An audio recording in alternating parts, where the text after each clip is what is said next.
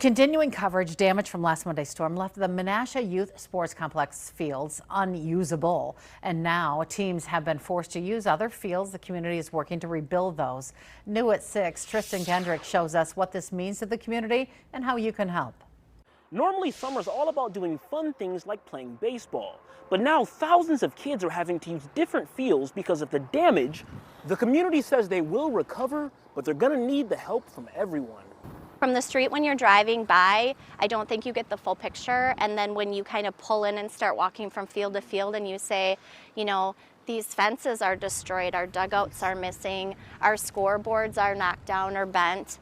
The word that comes to mind first is devastating. That's how Jennifer Dahlman describes the destruction of the Menasha Youth Sports Complex.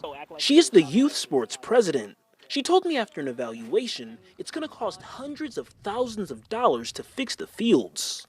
Dahlman also says the complex operates strictly as an independent 501c nonprofit, so getting funds soon is crucial. Right now, our fencing needs are probably 3 to 4 times what our insurance coverage is.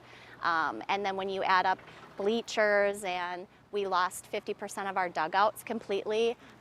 There was a dugout that looked similar to this one over on this side, and it's completely gone. She explains that between Little League, high school, and adult leagues, about 30,000 players use these fields. She says there is a way you as a resident can help.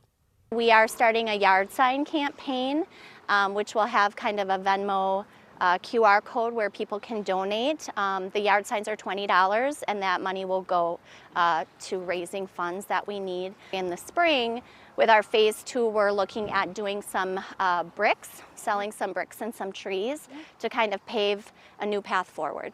Dahlman mentions their next event will be a cleanup at 9 a.m. this Sunday.